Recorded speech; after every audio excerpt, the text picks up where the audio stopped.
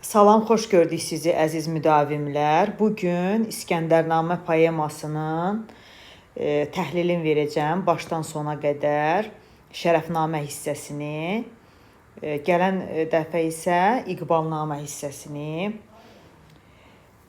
Baxaq, vaxt itirmədən keçək. Deməli, İskəndərnamə poeması biz bilirik ki, 1203-cü ildə yazılıb.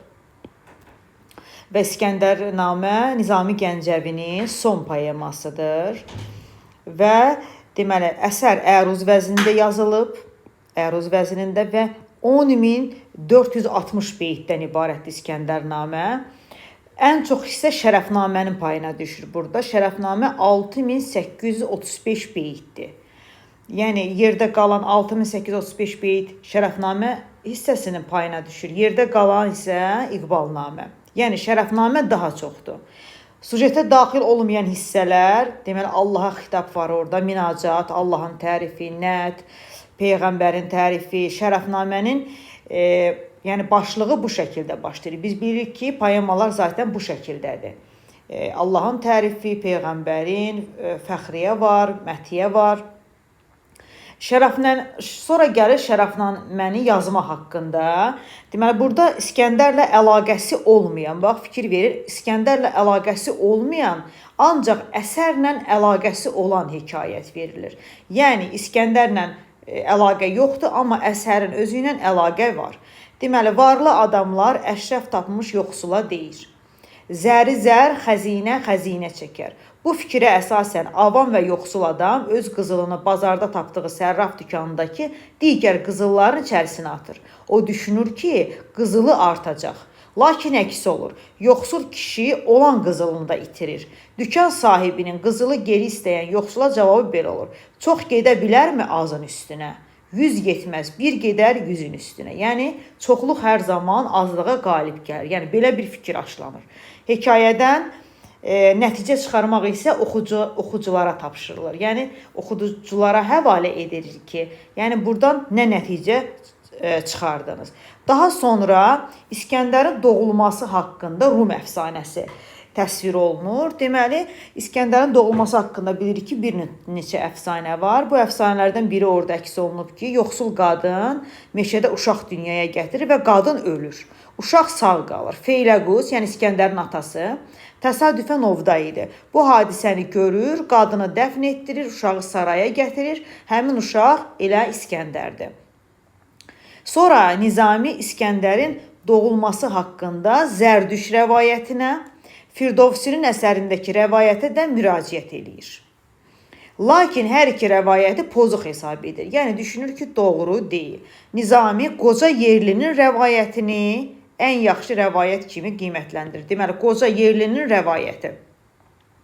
Qoca yerlinin rəvayəti nədən ibarət idi? Feyləqus, yəni İskəndərin atası, sarayında bir gözəl qız var imiş, hökmdar ona vurulur, 9 ay sonra İskəndər dünyaya gəlir, uşaq doğulanda padşah münəccimlərə fal baxdırır, İskəndərin falı nurdan da parlaq görünür, taleyi Əsəd bürcündən görünür və burada bir çox ulduzların da adı çəkilir. Yəni, burada İskəndərin doğulması haqqında olan əfsanələr və fikirlər əks olunub. Daha sonra İskəndər doğulur, onun təlim alması gəlir.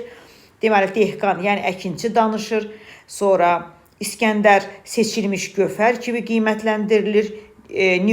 Nigumaş alim, bu da İskəndərin təlim-tərbiyəsi ilə məşğul olur. Ərastunun atasıdır bu. Ərastu onun oğludur. Nigumaş həm İskəndərə dərs keçir, təlim verir, həm də Ərastuya. Həm oğluna, həm İskəndərə. Nigumaş oğlunu sonda, ölüm məqamında da elə İskəndərə tapşırır. O İskəndərə deyir ki, vəsiyyət eləyir. Testlərdə bu məqam düşür. Sultan olanda qızıla, gümüşə çox bağlı olmasın. Qızıla, gümüşə çox bağlı olmasın. Nigumaşın İskəndərə tapşırığı, hansı tapşırıqlar verilir? Oğlumun üzərindən nəzərini götürmə, yəni birinci bunu deyir. Çətin işlərində onunla məşvərət et. Çünki gözəl məsləhət qılıncdan kəsərlidir. Yəni, sözün qılıncdan kəsərli olduğunu bildirir. Sənin dövlətin var, onun hünəri var. Yəni, İskəndərin dövləti var, Ərastunun isə hünəri. Dövləti hünərlə bir çəkiyə sala bilərsən. Yəni, hər ikisi deyil, bərabərdir. İskəndər söz verir ki, hər əmrin qəbulumdur, padşah olanda Ərəstunu vəzirim olacaq. Yəni Ərəstunu vəzir götürəcəm. Ərəstu alim idi, İskəndərlə də həm yaşıd idi. Alim həm yaşıd, eyni təhsili də almışlar, həm təhsil edirlər. Qardaş kimi də onlar böyüyüblər. Bu hissə Feylaqusun ölümü ilə bitir, sonda hekayə verilir. Nalbəndlə palançı eşşəkdən nal və palan pulunu istəyirlər. Eşşək də həm nalını atır, həm palanını. Bundan sonra dincəlir və qəlbi şad olur. Tozlara bürünmüş insanlara borcunu verərək tozdan azad olmaq tövsiyə olunur. Nə tövsiyə olunur? Borcunu verərək tozdan azad olmaq. Daha sonra gəlir İskəndərin taxta çıxması. Deməli, İskəndər 20 yaşında Rum taxtına çıxır. Biz bilirik ki, o 20 yaşında şah olur, 27 yaşında peyğəmbər. 20 yaşında Rum taxtına çıxır. Taxta çıxandan sonra atasından olan ayinlərdən hamısını yox, yalnız bəyəndiklərini saxlayır. Köhnə adətlərə də sadiq qalır. Daradan asılı vəziyyətdə idilər. İskəndər bu qaydanı pozmur və xəraca davam edir. Feylaqusun əmrində olanlar hamısı İskəndərin hakimiyyətini qəbul edir. İskəndər atasından da daha qüvvətli hökmdara çevrilir. İgidlər İskəndər güclüdür deyə ondan qorxardılar. İskəndərin ən böyük meyarı ədalət idi. Tacirlərdən bac almır, kimsədən xərac almır. Dehqan vergisini ləğv edir, testlərdə düşür. Deməli, tacirlərdən bac almır, xərac almır, dehqan vergisini ləğv edir, hər yeri abad edir, vahid dövlət qurmaq istəyir. Yəni, bütöv bir dövlət qurmaq istəyir. Sonra gəlir Zənci qoşununun gəlməyindən İskəndərin xəbər tutması. Deməli, bu İskəndərin ilk müharibəsidir Zənci qoşunu ilə olan. Qədim ayin üzrə eyvanda məclis qurulur. Məclisdə İskəndərə xəbər gəlir ki, bir yığın məzlum onun yanına gəlmək istəyir. Ondan yardım gözləyirlər. Belə ki, Zəncilər Misrə hücum edib, oranı tutub əhaliyə zülm edirlər. İskəndər ağıllı hökmdar olduğu üçün Zəncilərin qoşununun çoxluğundan qorxur. Lakin onun vəziri Ərəstunun fikrin, yəni soruşmaq istəyir ki, Ərəstunun fikri nədir? Ərəstun məsləhət görür ki, belə böyük rəqibi məhv etmək şandır. Bu düşməni məhv etməlisən ki, xainlər kör olsun, dostların gülsün. Yəni, müharibəyə Ərəstunun bir sözün həvəsləndirir. İskəndərin hər müharibədən qabaq fala baxmaq kimi bir adəti olur. Dairə çəkib hərflər və rəqəmlər vasitəsilə fala baxardı ki, qalib olacaq yoxsa məğlub. Fala baxdırır və döyüşə qərar verir ki, artıq getməlidir, yəni döyüşə qərar verir. İskəndərin Zəngibar şahına xəbər göndərməsi hissəsi gəlir. İskəndər və Pələngərin qoşunu arasında döyüş başlanır. Hər iki tərəfdən qırılanlar olur. Döyüş çox qızğın keçir. İsti quru səhrada gedən döyüşdə susluqdan əziyyət çəkirlər. Bir gün döyüşdən sonra İskəndər Zəngibar şahına xəbər göndərir. Elçi olaraq Tutiyanuş, İskəndərin elçisi Tutiyanuşdur.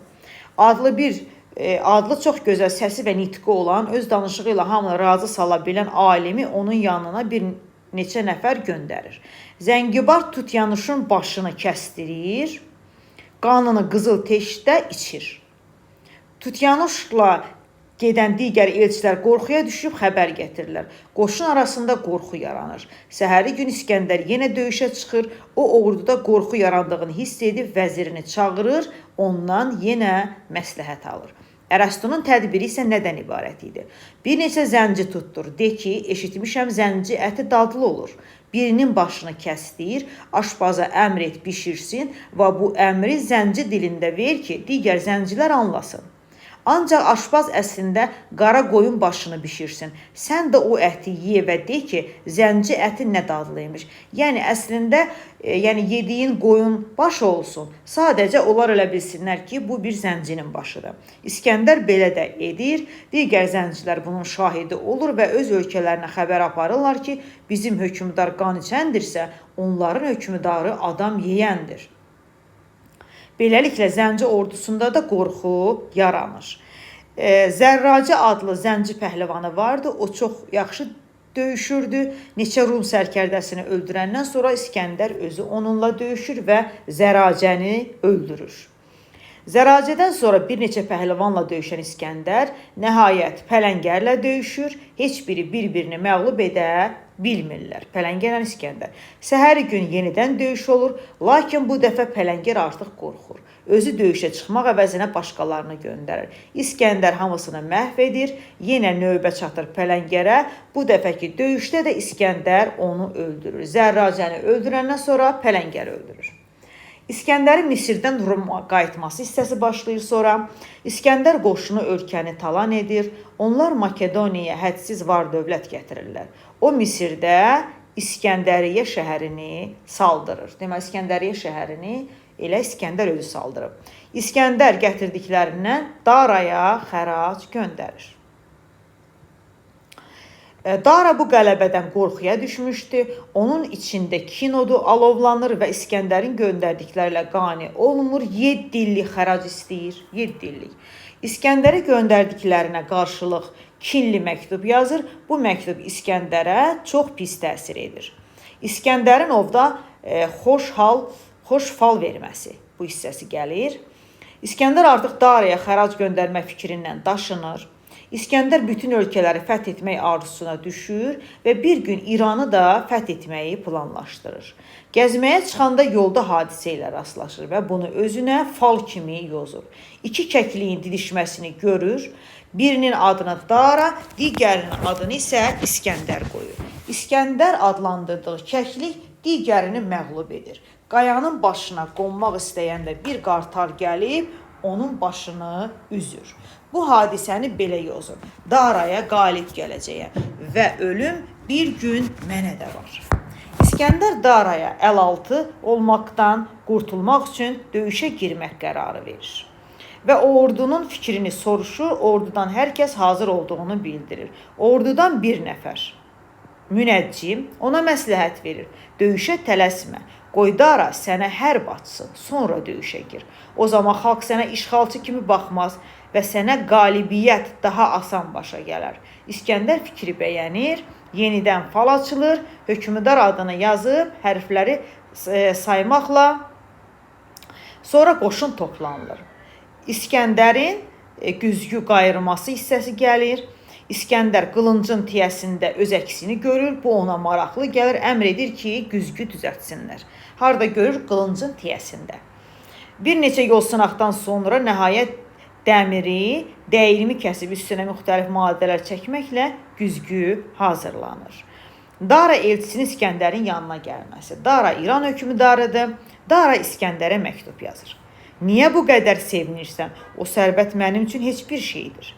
Daran elçisi İskəndərə Daranın sözünü çatdırır. Niyə bu qədər vaxtdır xəracımızı göndərmirsən? İskəndərin cavabı.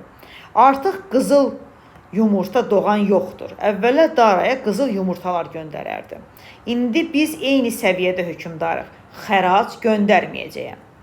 Qasid bu cavabdan təsirlənib Daranın yanına qayıdır. Dara İskəndərə top, çofkən və bir də bir çuval küncüt göndərir. Nə göndərir? Top, çofkən və bir də bir çuval küncüt.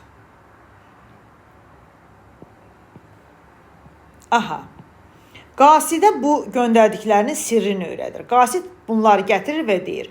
Bununla hökmdarım demək istəyir ki, sən hələ uşaqsan, topla, çofkənlə oyna. Mənlə döyüşmək istəsən, küncütü saraya səpməyə başlayır. Ordun bu küncüt kimi hər tərəfdən çıxar və səni məhv edərik.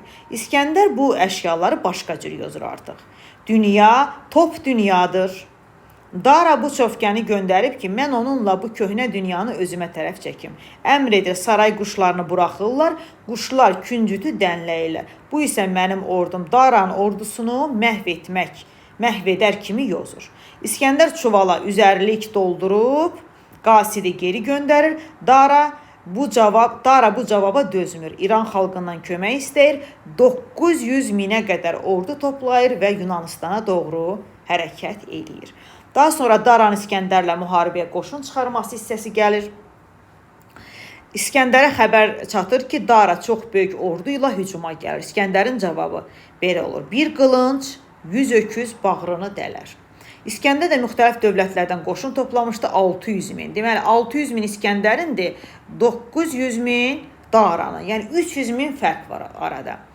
İskəndər aqil adamların məclisini qurur, döyüş barədə fikirlərini öyrənir, Daranı söyüdə, İskəndəri isə gənc Sənubərə bənzədərək onun qalib gələcəyini söyləyirlər. Deməli, Daranı söyüdə, İskəndəri isə gənc Sənubərə.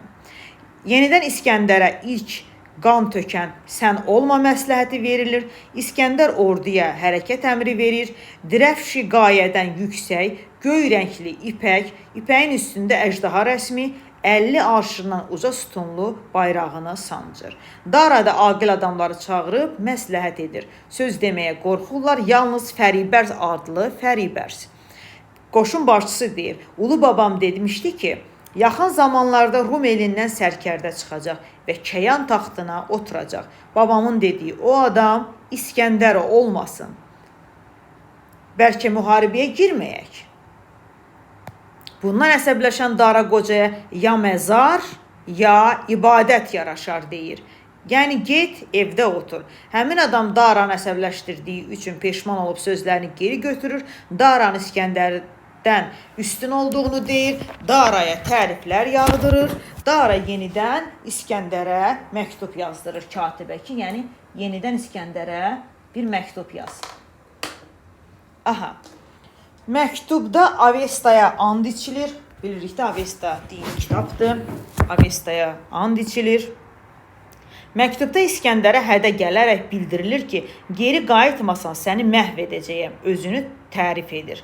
İskəndər məktuba məktubla cavab verir. Katib məktubu oxuyur. Sanki hər bir söz bir gövhər idi. Məktubda Zərdüşün dinini İrandan silib orada bir atəşgah qoymaram deyir. Bir tərəzi iki batman tutmaz. Nəhayət, bütün bu məktublaşmadan sonra iki ordu üz-üzə gəlir. Və Daran İskəndərlə müharibəsi hissəsi gəlir. Hər iki ordu narahatdır. Heç bir əskərdə döyüşməyə cəsarət yoxdur. İlk gün böyük döyüş olur. Hətta qarışqa keçməyə yol tapmır. Döyüşdə fillər də var idi, yəni döyüşdə fillərdən istifadə olunmuşdu. Daraya məsləhət görürlər ki, sənin qəlbin o qədər kinlə daşmalıdır ki, o kin əskərlərə də təsir etsin və döyüşə kinlə girsinlər. İkinci gün yenidən qızğın döyüş gedir.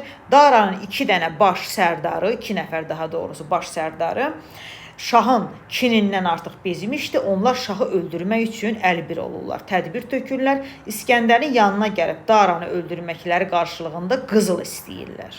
İskəndər razılaşır və söz verir ki, istədiklərini verəcək. Öldürə biləcəklərinə isə təbii ki, inanmır İskəndər. Burada İskəndərin dilindən məsəl verilir ki, hər bir dovşanı o yerin tazısı tutar. Yəni, adama nə edəcəksə elə özününki edər. Bax, belə bir elm misalı var. Bax, bu da elə bir ki, elə onunla eyni məzmunu ifadə edir.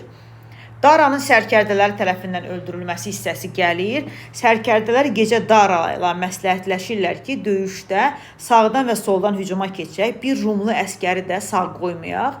Dara onlara inanır. Səhəri gün döyüş meydanında onlar sağdan və soldan Daranın özünün üzərinə hücum çəkib onu böyründən yaralayırlar. Dərhal İskəndərin yanına qaçıb xəzinələrini istəyirlər. İskəndər verdiyi peymana peşman olur. Çünki onların şah qanı tökməyə həvəsli olduqlarını görür. İskəndər onlardan Daranın meydini göstərməyini istəyir. İskəndər Daranı görəndə o hələ ölməmişdi. O Daranı bu halda görüb çox pis olur. Bax, önəmli bir məqamdır.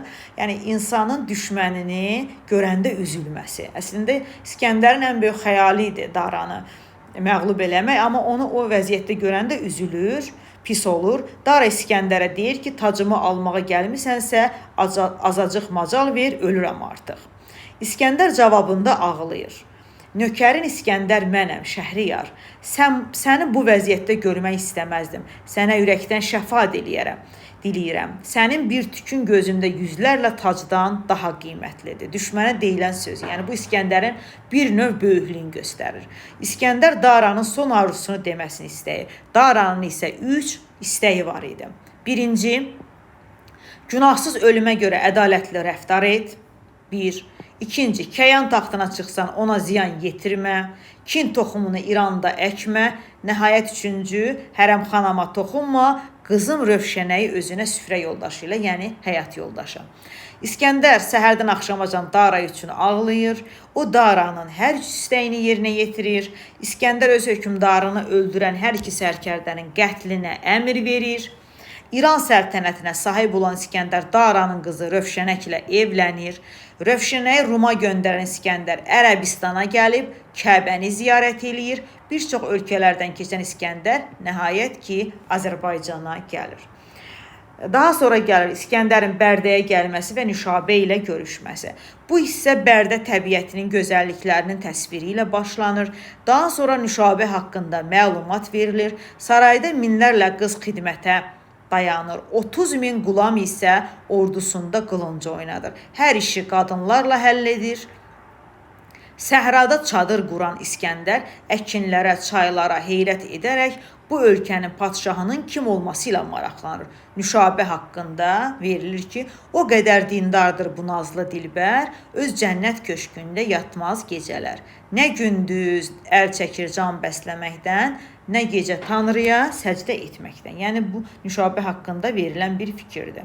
Bu sözləri eşidir İskəndər bu qadın hökmdarı görməyə maraq göstərir. Lakin başı bir neçə gün istirahətə, işlətə qarışır. Nüşabəyə xəbər çatdırır ki, İskəndər onun ölkəsinə gəlib. Nüşabə İskəndərə müxtəlif çeşidli ləziz yeməklər göndərir. Nüşabə ilə tanış olmaq arzusu atan İskəndər saraya yol alır. Özünü İskəndər kimi yox, elçi kimi təqdim edir. Xidmətçilər İskəndərin gəldiyini xəbər verdi. Nüşabə taxtında oturmuşdu. Əlində də nə var idi? Portağal. Testlərdə düşür. Qapıdan içəri girən İskəndər özünü elçi kimi təqdim etsə də, nə elçi tək səcdə edir, nə qılıncını, nə də kəmərini açır. Artıq göstərir ki, o hökmdar deyil. O hökmdar idi, yəni elçi deyildi. Lakin elçi libasında gəlmişdi. İskəndəri tanıyan Nüşabə ona taxtında yer verir. İskəndər özünə elçilik etməyə başlayır. Nüşabə isə ona İskəndərin özü olduğunu bildirir. Cavabında İskəndər nə deyir? Deyir ki, yox da, yəni etiraf eləmək istəmir. Deyir, İskəndər dənizdir, mən isə çayam. Ancaq günəşlə kölgəni olmaz bir tutmaq. Elçidə bu qədər cəsarət ola bilməyəcəyini söyləyən Nüşabə bu dəfə İskəndərdən bir tülkü aslandan gətirməz xəbər cavabını verir. Günəşi palçıqla suvadın deyə Nüşabə kənizə əmr edir ki, kəniz üzərində hökmdarın rəsmi olan ipəyi gətirir. İpəkdə şəklini görən İskəndər qorxudan saman kimi saralır. Nüşabə şəkli göstərməklə məqsədini açıqlar ki, istədim sən də mənim şəklimi görəsən. Erkək tinətliyəm, olsam da qadın, hər işi bəllidir mənə dünyanın. Mən də bir aslanam, düşünsən biraz, aslanın erkəyi, dişisi olmaz fikri də Nüşabəyə aiddir. Nüşabə bir taxta iki tacidar yaramaz deyib İskəndərə yenidən taxta oturmağı təklif edir. Nüşabə İskəndərin şərəfinə gözəl süfrə açdırır, oraya cürbəcür neymətlər düzdürür. Bundan sonra bir xoncada 4 billur kasa gətizdirir. Kasaların birində ləl var, birində qızıl, birində dür, birində isə yaqut. Bunun nə demək olduğunu soruşan İskəndərə Nüşabə boğaza yolu olmayan faydasız daş üçün bu qədər savaşmağın nəyə gərək olduğunu söyləyir. Daşla başın ucalmadığını bildirir. İskəndər isə cavabında o zaman dəyərli olardı sözün. Öncə bu daşqaşdan qaçaydın özün. Bu fikir də İskəndərə məxsusdur. Nüşabənin bu rəftarını sərrafın gözünə ox atmaq kimi göstərdiyi üçün sərrafın gözünə ox atmaq kimi qiymətləndirir və eyni zamanda bildirir ki, mərdliyin yolunu da ona göstərib. Yəni, mərdliyin yolunu ona göstərənin Nüşabə olduğunu bildirir və bu cür fikri sağlam qadına eşq olsun deyir. İskəndər gedərkən Nüşabə ilə peyman bağlayır ki, çətinliyə düşərsə kömək etməyə hazırdır hər zaman, Bərdiyə ziyan vurmadan oradan uzaqlaşır. Və şimala üst tutan İskəndər Dərbəndi ələ keçirir, sonra isə o Elbrus dağına tərəf hərəkət edir. Hansı dağdır? Elbrus. Səyir qalasına gedir. Oradan da İskəndər Keyxosrovun qəbrini ziyarət edir. İskəndər Rey və Xorasandan sonra, Xorasan sonra Hindistana gəlir. Burada əminamanlıq yaradıb Çinə üst tutur. O Çin xaqanını tabe olmağa çağırır. Ondan 7 illik xərac tələb edir. Xaqan bu tələblərlə razılaşmır, müharibəyə hazırlaşır. Alim libasında İskəndərin yanına gələn Xaqan onun qüvvətini, bacarığını öyrənmək istəyir. Deməli, alim libasında gəlir Çin Xaqanı. İskəndərin igid, qorxmaz, sərkərdə olduğunu görən Xaqan müharibə fikrindən çəkinir. Xaqan İskəndərin şərəfinə ziyafət təşkil edir. Bu məclisdə Çin və Rum nəqqaşları yarışır. Xaqan İskəndərə qiymətli hədiyyələr, gözəl qeyri-adi istedada malik kəniz bağışlayır. Çindən geri dönərkən İskəndər Rus sərkərdəsi Kıntalın Bərdəyə hücum etdiyini və şəhərin dağıtdığını, Nüşabənin əsir aldığını eşidir. O Kıntalın üstünə hücum çəkir. Şiddətli döyüş zamanı Kıntalı məğlub edir. Nüşabanı əsirlikdən qurtarır. Əsərin sonunda İskəndər dirilik suyunu tapmaq üçün Xızır Nəbi ilə birlikdə zülmətdə səfər edir. Burada o çox çətinliklə qarşılaşır, əriboş halda vətəni Ruma geri qayıdır. Və bu da Şərəfnamə hissəsinin sonudur. Gələn dəfə İqbalnamə hissəsinin təhlilini verəcəm. Çox təşəkkür edirəm dinlədiyiniz üçün. Kanala abunə olmağı və şərh yazmağı unutmayın. Bir daha təşəkkür edirəm.